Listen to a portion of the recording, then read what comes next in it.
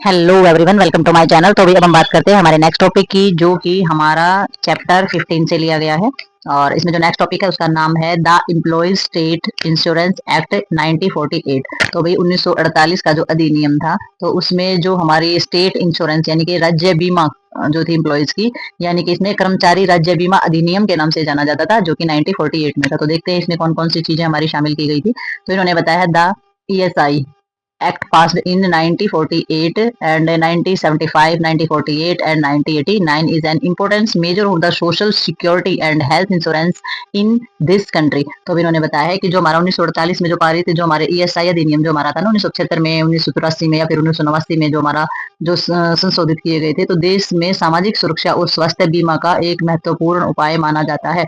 ठीक है, तो इम्पोर्टेंट मेजर है यानी कि बहुत ही ज्यादा महत्वपूर्ण है। सोशल सिक्योरिटी यानी कि सामाजिक सुरक्षा, और हेल्थ इंश्योरेंस यानी कि हमारी स्वास्थ्य बीमा। और इन दोनों ये जो चीजें हैं इनके लिए हमारे देश में बहुत ही ज्यादा महत्वपूर्ण इसको माना गया है, और ये हमारा बढ़िया उपाय था एक कि ये चीजें जो है लागू की जानी चाहिए। The act cover all employees who are getting salary up to ₹15,000 पर मंथ। तो अभी इसमें जो एक्ट जो ये कवर किया गया था, इस एक्ट के दौरान बताया गया था कि सभी कर्मचारी, ये जो एक्ट है ये कर्मचारियों को कवर करता है जिनका जो सैलरी जो है वो 15,000 रुपए प्रति माह तक है। तो ये जो एक्ट है ये उन लोगों पर लागू होते हैं, सारी की सारी चीजें भी सोशल सिक्योरिटी या हेल्थ इंश्योरेंस उनके होते हैं जिनकी सैलरी जो है वो 15,000 रुपए महीना तक है। और all of a non sessional जो हमारी फैक्ट्रीज होती हैं, या फिर सभी जो है गैर मौसमी जो हमारे कारखानों को भी दिया जाता था। ठीक है, तो हमारी जो नॉन सेशनल्स यानी कि जो नॉन सेशनल का ये मतलब हो जाता है जो सेशनल नहीं होते हैं, तो उन कारखानों को भी दिया जाता था। और ये जो एक्ट है provided A following benefits of the industries worker. तो ये जो एक्ट है हमारे ये जो अधिनियम है ये औद्योगिक जितने भी हमारे वर्कर है ना उन सभी को बहुत सारे जो है लाभ प्रदान करता है। तो लाभ कौन कौन से है? एक तो मेडिकल बेनिफिट्स। ठीक है, तो मेडिकल बेनिफिट्स के अंदर हमारा क्या रह जाता है? मेडिकल बेनिफिट में हमारा आ जाता है इसमें कि भी सारी की सारी जो हेल्थ से संबंधित जो भी प्रॉब्लम है उन सभी का लाभ मिलेगा। और सिकनेस बेनिफिट, सिकनेस यानी कि बीमारी भत्ता हम जिसको बोल देते हैं, तो बीमारी भत्ता भी मिलेगा। और भाई मैटरनिटी बेनिफिट यानी कि मातृत्व का जो लाभ है, माँ और बच्चों को जो दिया जाता है, प्रेग्नेंट लेडीज है, तो वो लाभ भी हमें मिलते हैं। और इसमें जो अवकाश यानी कि जो छुट्टियां होती है मैटरनिटी में वो भी दी जाती है। और डिसेबलमेंट बेनिफिट, जो विकलांग होते हैं, अपाहिज होते हैं, उनको उनके बेनिफिट दिए जाते हैं। और हो जाते हैं इसमें डिपेंडेंट बेनिफिट, डिपेंडेंट बेनिफिट जो आश्रित लोग होते हैं तो उनको भी हमारे ये लाभ दिए जाते हैं। और फनरल बेनिफिट यानी कि अतिरिक्त जो लाभ होते हैं, इसके अलावा जो हमारे और भी बहुत सारी चीजें होती है जो लाभ जो है दिए जाते हैं, जो कि फनरल्स में आ जाते हैं, अंत्येष्टित बोला जाता है उनको। यानी कि हमारी जो अलग टाइप के जो फनरल्स के अंदर जो बेनिफिट आते हैं वो हमारे अलग तरीके के जो हमारे अलग सैलरी इंक्रीजमेंट है या फिर किसी भी तरीके की और जो चीजें हैं बोनस वगैरह, तो इस तरीके के बेनिफिट्स भी हमारे रहते हैं। कुछ हमारी सैलरी में से कट करके जो बचता है जो बाद में दिए जाते हैं, तो वो हमारे दूसरे लाभ होते हैं जो हमें प्राप्त होते हैं। ठीक है, तो नेक्स्ट देखते हैं इसमें हम। तो भाई जो हमारा मेडिकल बेनिफिट है, मेडिकल बेनिफिट के अंदर जो हमारी चीजें आ जाती हैं, तो मेडिकल बेनिफिट में आ जाती है कि medical benefit consist a full medical care include the hospitalisation free of cost to the insured person in case of sickness, employment, injuries and the maternity. तो इसमें हमारी कौन कौन सी चीजें आ जाती है? मेडिकल बेनिफिट जो है वो उन लोगों को मिलता है, फुल मेडिकल केयर दी जाती है गवर्नमेंट के द्वारा। इसमें इंक्लूड होता है कि hospitalisation of free of cost, और पूरा का पूरा फ्री में हॉस्पिटल में एडमिट किया जाता है और पूरी केयर दी जाती है।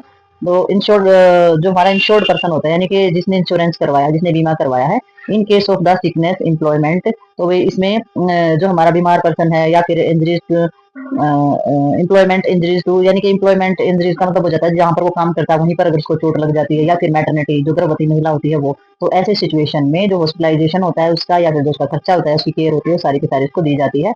In complicated case where the specialized treatment in the necessary patient are sent for the institutional treatment even outside their state of the expense of the ESI corporation. तो भी आपने सुना होगा ESI कार्ड जिसका बना हुआ होता है। तो कुछ ऐसे भी पेशेंट होते हैं जो स्पेशलाइज्ड, अगर किसी को केयर या ट्रीटमेंट की जरूरत है, जैसे कि हम एक जगह पर हैं वहां पर सफिशिएंट ना डॉक्टर है ना ट्रीटमेंट मिल पा रहा है, तो उसको रेफर करना है, दूसरी जगह पर भेजना है, तो वहां पर जो हमारा इंस्टीट्यूशनल जो हमारा ट्रीटमेंट कराया जाता है, तो उसमें अगर ESI जो कार्ड होता है तो उसके द्वारा उसको भेजा जा सकता है और उसका पूरा का पूरा ट्रीटमेंट जो है वो फ्री कराया जा सकता है।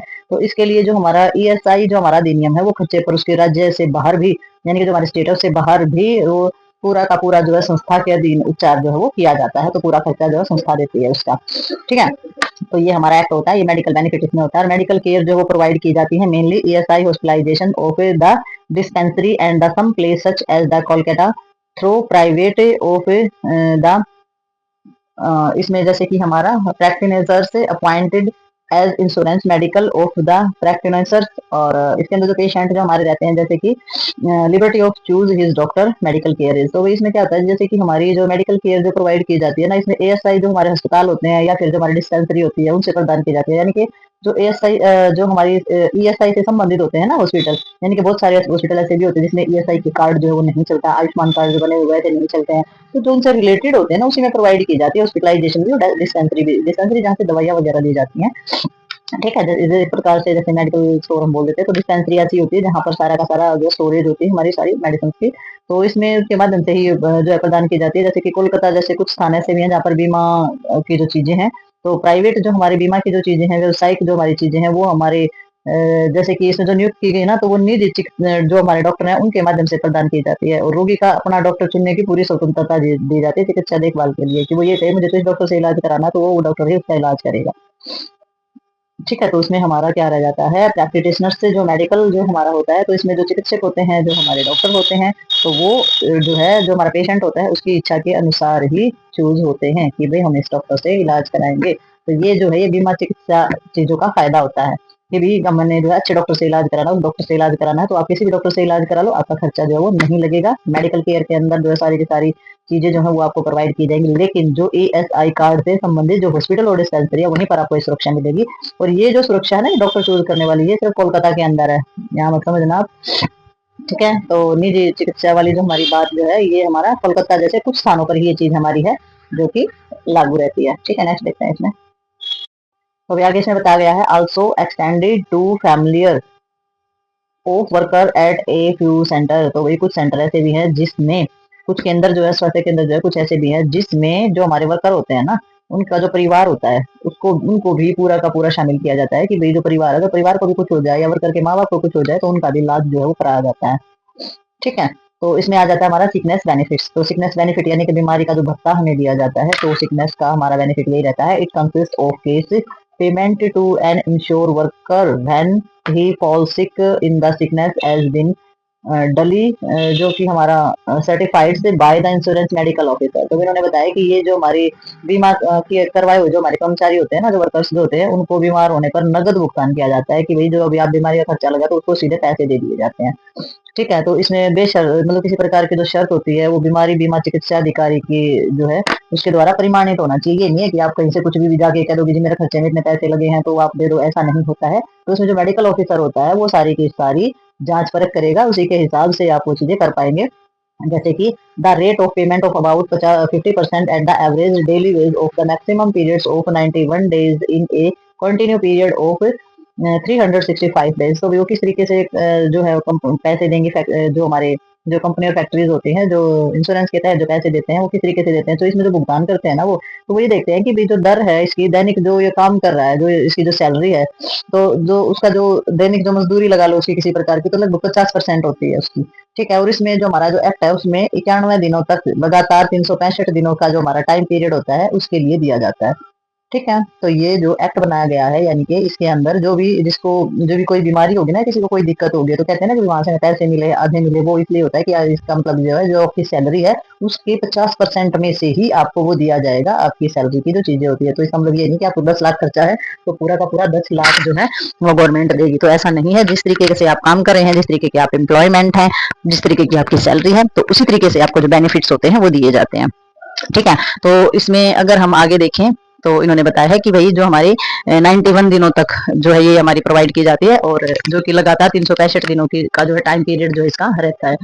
और इसमें अगर आगे देखें हम कि भाई पर्सन जो है वो suffering about of the chronic disease such as the tuberculosis and leprosy are given of the extend sickness benefit और कैश बेनिफिट। तो भाई इसमें बताया गया है कि भाई अगर कोई पेशेंट जो है ट्यूबरकुलोसिस यानी कि टीबी जैसी समस्या है या कुष्ठ रोग यानी कि कोढ़ का जो रोग होता है, ऐसी जो लंबी चलने वाली अगर बीमारी से ग्रस्त है कोई भी व्यक्ति, तो उसका जो ये हमारा जो लाभ होता है ये थोड़ा सा और भी बढ़ा दिया जाता है बेनिफिट, यानी कि नगद जो हमारे पे पैसे होते हैं वो उनको दे दिए जाते हैं।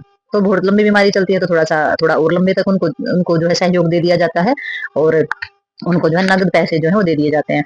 ठीक है, और अगर हम बात करें मैटरनिटी बेनिफिट की, ठीक है, जो माताओं को दिया जाने वाला जो लाभ होता है प्रेग्नेंट लेडी, तो इसमें जो इंश्योर किया गया women is the entailed for the maternity benefit for the period of 12 week. The benefit is particularly equal of full wage. तो इन्होंने बताया भाई कि भाई जो हमारे जो भी बीमा करवाने वाले के इंश्योरेंस वाली जो वुमेन होती है ना, जो औरत है जिसने बीमा करवा रखा है, तो वो क्या है हमारी जो टाइम पीरियड जो सप्ताह में यानी कि हफ्ते की 12 हफ्तों की जो अवधि होती है ना, उसके लिए जो मातृत्व का जो लाभ है उसकी हकदार है। यानी कि 12 हफ्तों की अवधि के लिए, 12 हफ्ते में तो बहुत हो जाता है, ठीक है। तो उसमें जो है 12 हफ्तों तक वो मातृत्व की चीजों का बेनिफिट यानी कि लाभ जो उठा सकती है। The benefit particular equal the full wage, और ये जो लाभ है ये व्यवहारिक रूप से पूर्ण जो कि उसकी सैलरी है उसके बराबर होता है। तो उसको जो लाभ होता है वो उसकी सैलरी के बराबर होता है। तो सबसे ज्यादा बेनिफिट तो यही हुआ कि भाई additional maternity benefit is also available in case of the sickness rising out of the pregnancy, miscarriage and the premature birth. तो भाई अगर उसका जो टाइम पीरियड है यानी कि अगर वो प्रेग्नेंट है और गर्भावस्था से कोई भी प्रॉब्लम क्रिएट हो जाती है, उसका प्रेगनेंसी के दौरान किसी भी तरीके की अगर दिक्कत उसे हो जाती है, यानी कोई बीमारी होगी, अबॉर्शन हो गया, समय से पहले बच्चा पैदा हो गया, तो ऐसी स्थिति जो अगर उत्पन्न हो जाती है, तो ऐसी सिचुएशन में भी अतिरिक्त यानी कि जो हमारे जो मैटरनिटी जो बेनिफिट होते हैं वो उपलब्ध होते हैं। तो ऐसी सिचुएशन में भी जो है जो बेनिफिट्स होते हैं वो दिए जाते हैं मदर को। अगर इस तरीके की सिचुएशन हो जाती है, बच्चा पहले पैदा हो गया या फिर मरा हुआ बच्चा पैदा हुआ या फिर बच्चा को जो है अबॉर्शन हो गया है, मिसकैरेज हो गया है, तो ऐसी सिचुएशन में भी मदर को सारा का सारा सहयोग जो है वो दिया जाता है, ठीक है। तो नेक्स्ट देखते हैं इसमें वही अब हम इसमें बात करेंगे डिसेबलमेंट बेनिफिट्स। तो भाई डिसेबलमेंट बेनिफिट का मतलब हो जाता है कि भी जो विकलांग होते हैं या फिर जो अपाहिज होते हैं उनको किस प्रकार से लाभ जो है गवर्नमेंट या फिर जो फैक्ट्रियां जो होती हैं उनके द्वारा मिलता है, कानून के द्वारा निर्धारित किया गया है। तो इन्होंने बताया the act provide for cash payment in the event temporary और permanent disablement as the result of the employment injuries as well as occupational disease. तो इन्होंने बताया कि ये जो हमारा एक्ट है, ये जो अधिनियम है, उसमें जो रोजगार से संबंधित चोट के साथ साथ जो हमारी ऑक्यूपेशनल से अगर कोई इसी प्रकार की जो बीमारी है, ठीक है, विकलांगता के साथ साथ अगर किसी प्रकार की जो बीमारी है तो उसका भी अस्थायी और स्थायी विकलांगता जो हमारी होती है यानी कि टेम्परेरी और जो हमारी परमानेंट जो डिसेबलमेंट होती है, तो उसकी स्थिति में भी नगद भुगतान दिया जाता है, यानी कि नगद पैसे जो है वो दिए जाते हैं, ठीक है। तो इसमें क्या प्रोवाइड किया गया है कि रोजगार से संबंधित कोई चोट लग जाए उसमें भी, और व्यवसाय से संबंधित कोई बीमारी हो जाए उसमें भी, तो टेम्परेरी भी दिया जाता है और परमानेंट भी दिया जाता है, ठीक है, और नगद पैसे दिए जाते हैं। तो ये बहुत ज्यादा फायदा रहता है डिसेबलमेंट, यानी कि कोई काम कर रहा है वहाँ पे हाथ कट गया या कुछ ऐसा हो गया है, तो इस तरीके की अगर समस्या हो जाती है तो उनको टेम्परेरी और परमानेंट बेनिफिट दिए जाते हैं। डिपेंडेंट बेनिफिट हमारे ये होते हैं कि भी जो बिल्कुल ही डिपेंड हो जाते हैं तो उनको लाभ दिया जाता है, जो आश्रित लाभ जिसको बोलते हैं। तो in the case of death as the result of the employment and the dependent of the insured person are the eligible for the periodicals payment at the certain rate. तो इन्होंने बताया है कि रोजगार के परिणाम स्वरूप यानी कि जो भी हमारा जो काम है, तो एम्प्लॉयमेंट का जो काम है, तो उसके रोजगार से परिणाम स्वरूप जो अगर उसकी डेथ होने की जो कंडीशन हो जाती है, ठीक है, अगर उसकी डेथ हो जाती है या फिर बीमा कराए हुए व्यक्ति को किसी प्रकार से या मतलब किसी प्रकार से वाश्रित है, डिपेंडेंट है, तो जो निश्चित दर पर उसकी जो भी समय का जो भी टाइमिंग जो उसकी होती है, तो भुगतान देने के पात्र वह होते हैं कि भाई अगर कोई वहाँ पे काम कर रहा है, ठीक है, कोई एम्प्लॉय है काम कर रहा है और उसकी डेथ हो जाती है, तो डिपेंड ऑफ इंश्योरेंस पर्सन है, यानी कि वो डिपेंड है और एलिजिबल है। तो उसमें जो पीरियोडिक जो पेमेंट है ना, यानी कि जो उसकी जो सैलरी जो दी जाती है, तो वो जो है उसका भुगतान जो है वो किया जाता है, यानी कि बेनिफिट्स जो है उसके दिए जाते हैं। अगर डेथ हो जाती है तो या तो पैसे मिलते हैं, या फिर अगर उनके बच्चे वगैरह हो जाते हैं तो उनको रोजगार देने का भी एक्ट जो है वो बनाया गया है गवर्नमेंट के द्वारा। तो वो उनकी संतान को या फिर उसकी पत्नी अगर एलिजिबल है तो उसको भी दे दिया जाता है। तो रोजगार दे दिया जाता है या फिर जो है भुगतान जो है राशि का भुगतान या फिर जैसे पेमेंट कह सकते हैं वो दी जाती है इसमें। अगर हमारा जैसे कि फनरल बेनिफिट हमारे आ जाते हैं, तो इसमें जो अमाउंट रहता है फनरल बेनिफिट के अंदर आ जाता है, जो बीमा कराए कराए रहने वाला जो हमारा पर्सन होता है, तो amount of the 10,000 of the guarantee as the cash payment of meet the funeral of expansion in the cash of death of an insured person. तो भाई जो बीमा व्यक्ति जो होता है उसकी मृत्यु होने पर जो है अंतिम संस्कार के खर्चों का पूरा करने के लिए 10,000 रुपए जो है वो नगद राशि भी प्रदान करती है। फनरल बेनिफिट हो गई है कि भी जो मर जाता है ना कोई इंसान, फनरल में एक्स्ट्रा जो पेमेंट होती है, एक्स्ट्रा जो चीजें होती है वो दी जाती है, जैसे कि कोई ओकेजन है या फिर जो उसकी डेथ हो जाती है, उसके मरने के बाद जो राशि प्रदान की जाती है कि उसका अंतिम संस्कार बहुत अच्छे से किया जाए, वो फनरल बेनिफिट के अंदर हमारा आ जाता है। और जैसे कि ESI scheme is run by the central body now of the ESI corporation. There are the regional officer and the several officer ESI scheme by the 31/3/2014 covered and the इसमें 165.04 lakh beneficiaries. तो भी इन्होंने बताया है कि भाई जो हमारा जो फनरल्स बेनिफिट है वो हमारा एक्स्ट्रा बेनिफिट के अंदर जो हमारी चीजें आ जाती है, तो सबसे पहला एक्स्ट्रा बेनिफिट ये हो जाता है कि उसकी डेथ हो जाती है तो घर वालों को वो खर्चा भी नहीं पड़ता है, तो वो फनरल के अंदर आ जाता है। मरने के बाद 10,000 दिए जाते हैं ताकि उसका अंतिम संस्कार अच्छे से हो जाए। और जो हमारी ESI जो योजना का संचालन है और ESI जो हमारे निगम्स होते हैं, तो उनके जो हमारी केंद्र के द्वारा जो हमारे किया जाता है, तो इसमें जो भी हमारा जो कार्यालय होता है, यानी कि जहाँ पर काम होता है, और अन्य जो कार्यालय वो भी इसके अंदर शामिल होते हैं। जैसे कि 31 मार्च 2014 को 14 को जो ईएसआई योजना के अंतर्गत जो है इसमें जो दिया गया है, जैसे कि 1,65,000 जो लोग हैं उनको सारा का सारा बेनिफिशियरी यानी कि लाभ जो है वो दिया गया था। ठीक है, कवर्ड किया गया था। तो वे फंडरल के अंदर हमारा आ जाता है, एक तो डेथ के बाद, और कई जगह फंडरल्स के अंदर जो एक्स्ट्रा बेनिफिट्स होते हैं ना वो भी दिए जाते हैं, जो ओकेजनली होते हैं। ठीक है, तो ये हमारा रहता है फंडरल के अंदर। ठीक है, तो और भी फंडरल्स के अंदर जो हमारी एक्स्ट्रा भी आते हैं, जैसे कि कई जगह बोला जाता है कि बोनस के अलावा जो हमारी जुड़ी हुई जो एक्स्ट्रा बेनिफिट्स होते हैं तो वो हमारे अलग से रहते हैं। तो डेथ के बाद या रिटायरमेंट के अकॉर्डिंग जो उनको बाद में ले जाता है, तो कुछ ऐसे भी होते हैं जो पीएफ वगैरह जो कटते हैं, तो कुछ ऐसे भी बेनिफिट्स जो हमारे होते हैं जो कि सैलरी में से ही कटता है, या फिर एक्स्ट्रा जो चीजें होती है वो भी जुड़ करके बाद में इकट्ठी जो है वो दे दिए जाते हैं। तो ये भी हमारे बेनिफिट्स ही होते हैं। तो नेक्स्ट देखेंगे, तो अब इसमें हम देखेंगे कि special provision of women and children in factories and industries. तो भी हमारी जो फैक्ट्री होती है, जो कारखाने होते हैं और जो हमारे उद्योग धंधे होते हैं, उनके अंदर बच्चे और जो औरतें होती हैं तो उनके लिए कुछ स्पेशल प्रावधान होते हैं। ठीक है, तो कुछ स्पेशल प्रावधान के अंदर हमारी कौन सी चीजें शामिल होती हैं, तो सबसे पहले आ जाता है कि भाई जो हमारा जो समाज है, यानी कि women and childrens constitute a vulnerables group in any society. तो इन्होंने बताया है कि भाई हमारा किसी भी समाज में ना जो औरतें होती है और जो बच्चे होते हैं वो कमजोर समूह माने जाते हैं। ठीक है, वेनरेबल्स ग्रुप के अंदर वो आते हैं, बच्चे और औरत। ठीक है, इन एनी सोसाइटी, किसी भी सोसाइटी के अंदर दे नीड स्पेशल प्रोटेक्शन, और भाई इनको जरूरत होती है स्पेशल सुरक्षा की। Infant mortality is higher amongst children और वुमेन एम्प्लॉयड इन इंडस्ट्रीज। तो भाई इसमें जो हमारी इसमें विशेष सुरक्षा की आवश्यकता इनको होती है, और जो हमारी फैक्ट्री वगैरह होती है इसमें काम करने वाली जो महिला होती है तो उनके बच्चों की जो शिशु मृत्यु दर है वो अधिक होती है। तो फैक्ट्री और कारखानों में काम करने वाली जो माएँ होती हैं तो उनकी मृत्यु दर जो है वो बहुत ज्यादा होती है, इंडस्ट्री में काम करने वाली जो औरतें होती हैं उनकी। तो following type of the protections of available for womens and children in India. तो भाई भारत में जो महिलाएं और जो बच्चों को जो है निम्नलिखित प्रकार से सुरक्षा उपलब्ध की गई है, ताकि फैक्ट्रियों में काम करने वाली जो माताएं हैं उनके बच्चों को नुकसान ना हो और उन्हें भी किसी प्रकार की दिक्कत ना हो। तो उसमें सबसे पहले हमारा आ जाता है मैटरनिटी बेनिफिट। ठीक है, मैटरनिटी यानी कि मातृत्व जो लाभ होते हैं, तो इसमें एक्सपेंट मदर्स जो हमारी होती है, यानी कि इसमें under factory law get the maternity leave for 12 weeks. तो इसमें जो हमारी प्रेग्नेंट जो मदर होती है तो फैक्ट्री के कानून के आधार पर वो जो माताएं होती हैं जो प्रेग्नेंट होती हैं वो जो है 12 हफ्ते के लिए छुट्टी उनको मिल जाती है। तो 12 हफ्ते क्या होती है, मान चुप जाती है 12 से रस्तों, मतलब कि उसके बहुत सारे जो है वो जो वीक्स होते हैं 12 वीक्स हो जाते हैं, तो महीने हो जाते हैं इसमें। तो 12 वीक जो है उसका अवकाश इनको दिया जाता है। ड्यूरिंग दिस पीरियड से the mother get particularly full wage with the leave. तो भाई इसके अंदर जो 12 सप्ताह की छुट्टी जो इनको दी जाती है ना, तो इस अवधि के दौरान माँ को जो छुट्टियां मिल रही है ना उसके सहित लगभग जो है पूरी की पूरी सैलरी भी उनको दी जाती है। ये नहीं है कि उनकी सैलरी कटेगी, नहीं, उनको छुट्टी भी मिलेगी 12 हफ्ते की और पूरी की पूरी सैलरी जो है वो उनको दी जाएगी। तो ये बड़ा फायदा है, सैलरी नहीं कटेगी। नेक्स्ट हो जाता है नाइट वर्क। तो भी रात को जो काम किया जाता है, तो इसमें क्या होता है, द इंडियन फैक्ट्री एक्ट 1976। तो इसमें prohibit night work between 7 PM and 7 AM। तो भाई इसमें जो इंडिया के अंदर फैक्ट्रियों में जो काम किया जाता है, तो हमारा जो अधिनियम है 1976, तो उसके दौरान 7 बजे सुबह, मतलब कि शाम के 7 बजे से और सुबह 6 बजे के बीच में जो काम किया जाता है, ठीक है, रात्रि का जो काम होता है, तो उस पर क्या किया गया, उस पर प्रतिबंध लगाया गया कि भाई जो औरतें हैं, जो प्रेग्नेंट जो लेडीज हैं, वो रात को काम नहीं करेंगी, पूरा रेस्ट लेंगी और नींद लेंगी। ठीक है, the act also prohibit carrying for the excessive weights beyond a certain schedule and the employment of women and children is certain dangerous occupationals. ठीक है, तो ये जो हमारा जो एक्ट है ये एक निश्चित समय और जो सीमा जो है वो अधिक वजन ले जाने के लिए भी प्रतिबंध लगाता है कि भाई जो मदर है उसको वो ज्यादा एक्सेसिव वेट जो है वो नहीं उठाएगी।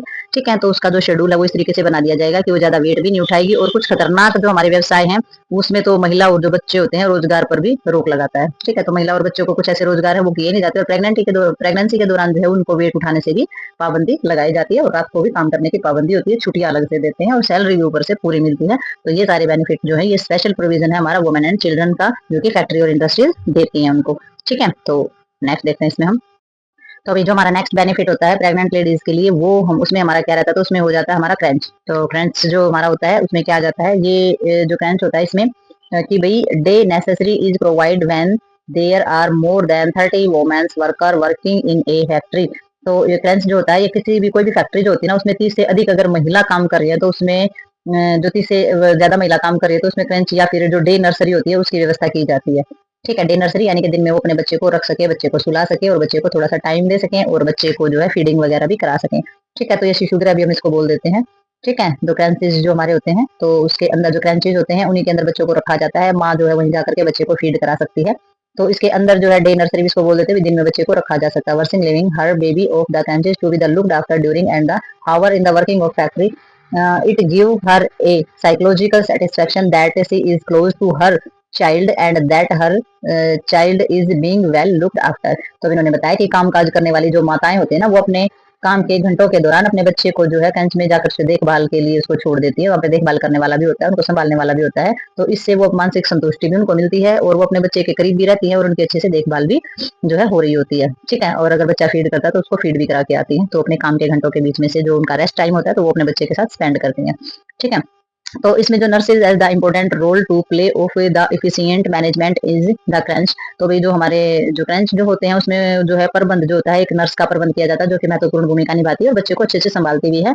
तो the creche should not be the overcrowded and the 20 square feet and the 2 square metre floor space of the recommended for each child. तो इसमें जो हमारी जो नर्स होती है, जो हमारा क्रंच बनाया जाता है, जो शिशु गृह होता है, तो उसमें अत्यधिक भीड़ जो है वो नहीं होती है, शोर शराबा भी नहीं होता है। तो उसमें प्रत्येक बच्चे के लिए 20 वर्ग फुट का स्थान जो है वो उपयुक्त बनाया जाता है और प्रत्येक बच्चे के लिए जो है क्या करा जाता है, feeding arrangement have the plans for each child. तो हर बच्चे के लिए फीडिंग प्लान जो है वो किया जाता है और जो भोजन जो है उसकी उचित व्यवस्था जो है बच्चे को रखी जाती है। और जो मेजर जो element have the detects and the promptly treated. और अगर छोटी मोटी बीमारियां अगर हो जाती है तो तुरंत पता लगाकर उसका उपचार भी किया जाता है। तो जो नर्स होती है तो उससे सारी चीजों का पता चल जाता है। अगर बच्चे को छोटा मोटा इन्फेक्शन है, ठंड खांसी सर्दी, कुछ छोटी मोटी भी चीजें हैं तो उनका पता लगाकर उनको ट्रीटमेंट भी देती है। Those who are ill must be the suggested in the referral of medical officer and the proper treatment. और अगर बच्चे को किसी भी तरीके की बीमारी है, बच्चों को अलग रखा, मतलब कि इसमें जो है उपचार जो वो किया जाता है और बीमार बच्चे जो होते हैं उनको अलग रखा जाना चाहिए। तो डिटेक्ट से एंड द प्रॉपर्टी ट्रीटमेंट, तो इसमें प्लान तो किया ही जाता है कि बच्चे को तो अलग ही अरेंजमेंट की जाती है और इसमें जो है उचित उपचार जो है चिकित्सा अधिकारी के पास जो है भेजा जाना चाहिए। और जो मेजर एलिमेंट है इसमें डिटेक्ट करके प्रॉम्प्टली ट्रीटेड जो उपचार किया जाता है। However ill must of suggest भी किया जाता है और रेफर भी किया जाता है मेडिकल ऑफिसर के बाद प्रॉपर ट्रीटमेंट कराने के लिए। अगर बच्चे को ज्यादा दिक्कत है तो उसको रेफर भी कर दिया जाता है। ठीक है, मेडिकल ऑफिसर के पास। तो मेडिकल ऑफिसर जीएनएम को बोला जाता है। स्टाफ नर्स जो होती है आजकल उसको मेडिकल ऑफिसर बोला जाने लगा, तो उनके पास भेज दिया जाता है बच्चे को ट्रीट करने के लिए। Crunch must have the educates bathing and washing facility and the recreational of educational facilities. तो वही इसमें सारी की सारी जो सुविधाएं होती हैं तो चिकित्सा अधिकारी के पास जो है वो बच्चा भेजा जाता है। और जो क्रंचेज होता है ना उसमें नहाने धोने की भी पर्याप्त सुविधाएं जो है वो भी होनी चाहिए। साथ ही मनोरंजन के साधन और शिक्षा और सुविधाएं हैं वो भी उपलब्ध होनी चाहिए। तो इस तरीके से हमारी ये सारी की सारी सुविधाएं जो है वो प्रेग्नेंट लेडीज और उसके बच्चे की देखभाल के लिए दी जाती हैं। ठीक है, तो ये गवर्नमेंट एक्ट के द्वारा ये चीजें दी जाती है और उसी कानून को फॉलो करते हुए जो है सारी फैक्ट्रीज में काम करने वाले जो वर्कर्स होते हैं तो वो अपना राइट जो है वो रख सकते हैं कि भाई ये हमारा राइट है, हमारे बच्चे को, और प्रेग्नेंट लेडीज होती है उसकी छुट्टियां, उसका वेतन या फिर उसकी सारी चीजें जो है वो उसका अधिकार होता है और उसको अपने बच्चे के पास रहने और बच्चे को सुरक्षात्मक तरीके से पालन पोषण करने का भी अधिकार उसको होता है। ठीक है, तो ये सारे के सारे जो राइट्स होते हैं ये ह्यूमन राइट्स होते हैं वर्कर लेडीज और वर्कर मैन के लिए।